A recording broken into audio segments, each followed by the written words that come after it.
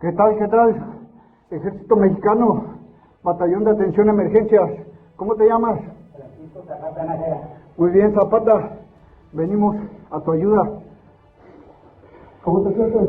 Bien. ¿Bien? Bien. Muy bien, Zapata.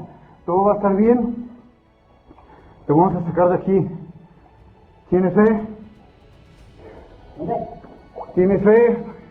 Aquí estamos. ¿Estás bien? Sí. Muy bien. Hay soldados que han estado en zonas de guerra, que han visto cosas que la mayoría de las personas no verán nunca, que tienen entrenamiento específico para controlar sus emociones bajo presión extrema, para no quebrarse, para seguir funcionando cuando todo a su alrededor se derrumba. Uno de esos soldados bajó a una mina inundada en Sinaloa el 7 de abril de 2026 a buscar a un hombre que llevaba 13 días solo en la oscuridad, sin comida, con apenas 3 litros de agua para todo ese tiempo, rodeado de lodo contaminado que no podía beber aunque lo tuviera literalmente encima. Lo que ese militar esperaba encontrar era a alguien al límite del colapso, a alguien delirando, tal vez inconsciente, tal vez ya sin posibilidad de respuesta. La deshidratación severa produce confusión mental, produce alucinaciones. A los niveles que Francisco Zapata debía haber alcanzado, el cerebro simplemente deja de funcionar con coherencia. Pero lo que ese soldado encontró cuando su linterna iluminó finalmente la figura del minero en aquella rampa oscura no fue nada de eso. Francisco Zapata estaba consciente, estaba orientado, y tenía en los ojos algo que el militar describió después en entrevista como algo que no había visto nunca en toda su carrera. Una calma que no debería existir. Una serenidad que no tiene explicación en ningún manual de supervivencia ni en ningún protocolo de rescate. Ese soldado salió de la mina transformado. Sus propias palabras. Bajé pensando que iba a rescatar a alguien y terminé siendo yo el que recibió algo. ¿Qué vio exactamente? ¿Qué tiene la historia de Francisco Zapata que dejó marcados de por vida a los hombres más entrenados del ejército mexicano? Eso es lo que vamos a contar hoy, desde el principio y sin saltarnos nada. El 25 de marzo de 2026 era un miércoles normal en la mina Santa Fe. Un día de trabajo como cualquier otro en esa comunidad del municipio del Rosario, en Sinaloa, donde la minería no es una industria abstracta sino el centro de la vida de familias enteras. 25 trabajadores estaban en el interior cuando ocurrió. La ruptura fue de una geomembrana. Para quienes no están familiarizados con el término, una presa de jales es el lugar donde se almacenan los residuos del proceso de extracción minera, una mezcla de agua y material sólido que queda después de procesar el mineral. Esos residuos se contienen mediante membranas impermeables diseñadas para aguantar presiones enormes. Cuando una de esas membranas cede, lo que ocurre no es gradual. Es inmediato y es brutal. En cuestión de minutos, el lodo y el agua contaminada comenzaron a inundar los túneles de la mina Santa Fe. No había tiempo para pensar, solo para correr. 21 trabajadores lograron salir, muchos de ellos ayudados por sus propios compañeros en una carrera contra el tiempo que uno no quiere imaginar con demasiado detalle porque duele. Hombres que en medio del caos, con el lodo subiéndoles por las piernas y el ruido de la tierra moviéndose a su alrededor, se detuvieron a ayudar al de al lado antes de buscar la salida. 4 no pudieron salir, entre ellos Francisco Zapata, minero de toda la vida, hombre que conocía esas entrañas como la palma de su mano. También quedaron atrapados 3 compañeros más, ubicados aproximadamente 100 metros más abajo que Francisco en la estructura de la mina. Esa distancia, que en condiciones normales no significa nada, en ese momento lo significaba todo. Porque lo que separaba a Francisco de sus compañeros no era solo la distancia, era la geometría del túnel donde quedó atrapado. Una rampa con una inclinación específica que haría posible algo que ninguno de los rescatistas se atrevía a anticipar todavía. Nadie sabía eso en ese momento. En ese momento solo había lodo, oscuridad y 4 hombres que no habían salido. Para entender lo que Francisco Zapata vivió durante esos 13 días, hay que entender primero el lugar exacto donde quedó atrapado.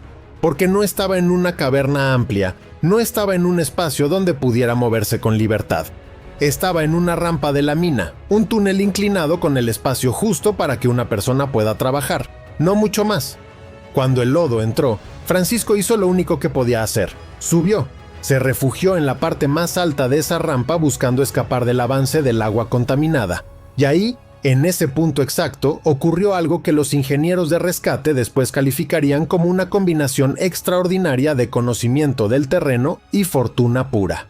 La geometría de ese túnel, la inclinación específica de esa rampa y la presión que generaron las rocas al asentarse crearon una pequeña burbuja de aire, un bolsillo minúsculo donde el agua no subió del todo. Ese bolsillo de aire fue lo único que se interpuso entre Francisco y la muerte durante casi 2 semanas. El espacio era tan reducido que no podía ponerse de pie completamente. No podía moverse con libertad. Dormía sobre las rocas en una posición forzada que cualquier médico describiría como físicamente agotadora incluso para unas pocas horas. Para 13 días es algo que el cuerpo humano simplemente no debería poder soportar. Y luego está el agua.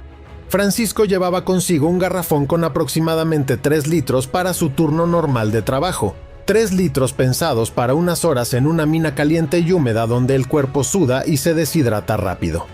3 litros para 13 días. El agua que lo rodeaba era completamente inapta para el consumo humano.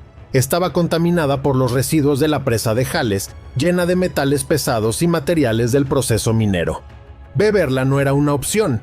Para calmar la sed extrema, Francisco se mojaba los labios. Eso era todo lo que podía hacer. Los médicos que lo atendieron tras el rescate fueron contundentes. Los niveles de deshidratación que alcanzó pueden generar daño renal, daño cardiovascular y daño cerebral severo. El cerebro humano necesita hidratación constante para funcionar. A esos niveles de privación, lo esperable es la confusión, las alucinaciones y la pérdida de conciencia. Lo esperable, médicamente hablando, era que Francisco no estuviera bien cuando lo encontraran. Lo esperable no fue lo que ocurrió. Cuando las autoridades estatales de Sinaloa notificaron el incidente al gobierno federal, la respuesta no tardó ni 24 horas en materializarse en el terreno. Y lo que llegó al municipio del Rosario no fue una delegación de funcionarios con comunicados y promesas. Fue un operativo real, con recursos reales y con gente dispuesta a meterse literalmente en el barro. Cerca de 100 elementos del ejército mexicano especializados en búsqueda y rescate fueron desplegados en la zona. No soldados regulares, elementos de élite de la Sedena con entrenamiento específico para situaciones de rescate en espacios confinados, con equipamiento para operar en condiciones donde la mayoría de las personas no podría funcionar. Llegaron también perros entrenados específicamente para detectar vida humana en condiciones extremas, capaces de identificar señales que ningún equipo tecnológico puede replicar. La Coordinación Nacional de Protección Civil instaló un puesto de mando directo en la zona, y su titular, Laura Velázquez Alzúa, no dirigió las operaciones desde una oficina en la Ciudad de México. Estuvo físicamente en el municipio del Rosario, con los pies en el lodo, junto a los rescatistas, tomando decisiones en tiempo real desde el terreno. El gobernador de Sinaloa, Rubén Rocha Moya, también se desplazó hasta la zona. Para entender por qué eso importa, hay que recordar lo que ocurrió en febrero de 2006 en la mina Pasta de Conchos, en Coahuila. 65 mineros perdieron la vida cuando una explosión de gas metano derrumbó parte de la mina. Sus cuerpos nunca fueron recuperados. Durante años, las familias reclamaron que tanto el gobierno como la empresa habían tomado la decisión de suspender el rescate por razones económicas, que el costo de seguir buscando había pesado más que la vida de esos hombres. Pasta de Conchos sigue siendo una herida abierta en la conciencia de México, una de las grandes deudas que este país tiene con sus trabajadores mineros. Por eso cuando ves lo que ocurrió en Sinaloa, cuando ves ese despliegue de recursos, cuando ves a la titular de Protección Civil en el lodo y no en su despacho, cuando ves buzos entrando a agua contaminada sin saber exactamente qué van a encontrar, uno siente que algo ha cambiado, que la vida de un trabajador minero ahora pesa diferente en la balanza de las decisiones del Estado. Debería haber sido siempre así, pero que ahora sea así también merece ser nombrado. 13 días, 212 horas.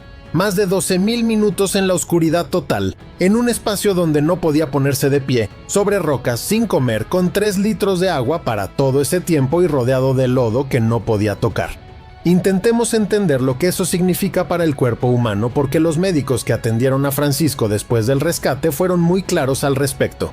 Este es un caso único en la historia. No están usando esa expresión como figura retórica, la están usando en su sentido literal y científico. La deshidratación severa empieza a producir síntomas graves en cuestión de días. A partir del tercer o cuarto día sin agua adecuada, el cuerpo comienza a comprometer funciones esenciales para preservar los órganos más críticos. El riñón empieza a fallar porque no tiene suficiente líquido para filtrar. El sistema cardiovascular se resiente porque la sangre se espesa y el corazón tiene que trabajar más para bombearla. Y el cerebro, que depende de una hidratación constante para mantener su funcionamiento eléctrico y químico, comienza a generar señales de alarma que se manifiestan como confusión, desorientación y, en casos avanzados, alucinaciones y pérdida de conciencia. Francisco estuvo sin hidratación real durante 13 días, mojándose los labios con lo poco que le quedaba del garrafón, en un espacio caliente y húmedo donde el cuerpo suda y pierde líquido incluso sin moverse, con un nivel de oxígeno que los médicos calcularon que debió reducirse progresivamente en ese bolsillo cerrado donde cada respiración consumía una parte de lo que quedaba, y además el frío, y el hambre, y el silencio absoluto interrumpido solo por el sonido del agua y de la tierra, y la oscuridad total, sin ningún punto de referencia visual, sin saber si era de día o de noche, sin saber cuánto tiempo había pasado realmente. Tranquilo. Ahorita te vamos a enseñar a cómo usar el equipo de buceo para último salir de aquí. Muy bien, Zapata. ¿Cuál es tu nombre? Francisco Zapata Nájera. Francisco Zapata Nájera. Tranquilo, no te... Nos ayudó mucho la luz de guía. Muy bien. Ya había escalado para arriba y todo. ¿Hasta dónde estaba el agua, Zapata? Llegó hasta acá arriba, hasta allá. Muy bien. Hasta allá arriba. ¿Es el equipo ahí? Sí. Hasta aquella pilita que está ahí en la esquina. Allá arriba. Ahí llegó el agua. ¿Y tú le escarbaste, Zapata? Sí. Muy bien. Muy bien, gracias a Dios. Sí, no, yo no perdí la fe, Vamos a instalarle su equipo. ¿Traes mi perdón? Sí, aquí traigo. Lo que los especialistas en medicina de emergencias y supervivencia dicen sobre este caso es que tendrán que analizarlo durante años, que los parámetros conocidos de resistencia humana no explican suficientemente lo que Francisco Zapata logró en esa rampa. Hay algo en esta historia que los números no alcanzan a cubrir del todo, y ese algo tiene un nombre aunque sea difícil de pronunciar en términos científicos. Lo entenderemos mejor cuando veamos lo que los rescatistas encontraron cuando por fin llegaron hasta él. Los buzos del equipo de rescate entraron al agua contaminada sin saber exactamente qué iban a encontrar.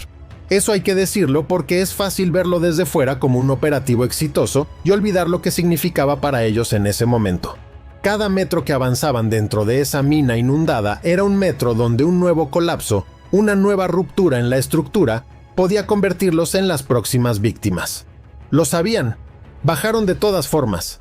Las linternas de sus cascos eran lo único que cortaba la oscuridad absoluta.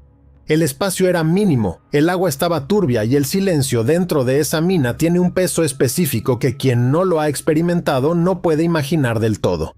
No es el silencio de una habitación vacía, es el silencio de toneladas de roca encima de un mundo que sigue funcionando muy lejos de ahí, mientras tú avanzas centímetro a centímetro buscando una señal de vida.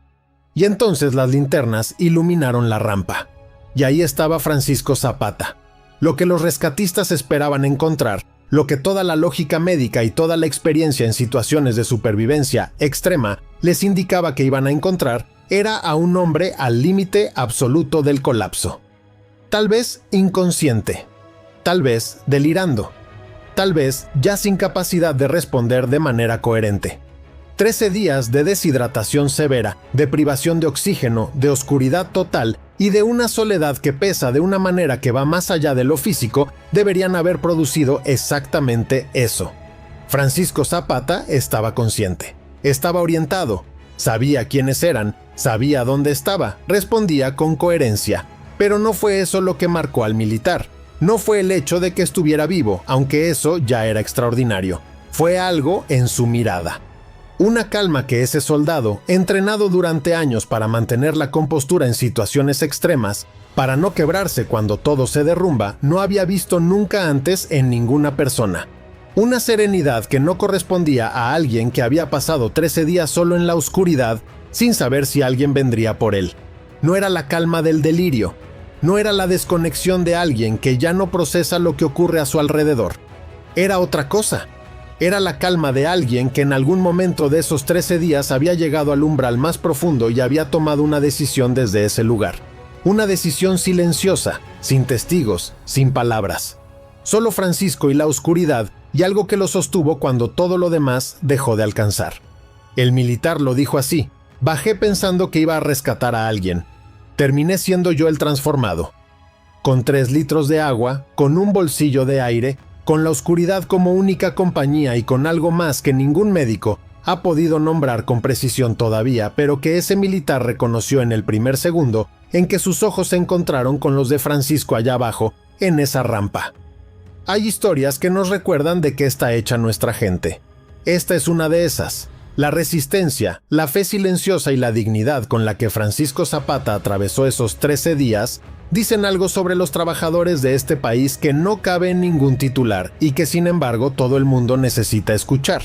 Si esta historia te movió algo por dentro, suscríbete y activa la campana porque en Educamérica contamos exactamente este tipo de historias cada semana. Las que importan, las que no se olvidan y las que dicen algo verdadero sobre quiénes somos. Y antes de que te vayas, en nuestro video anterior te contamos algo completamente distinto pero igual de impactante.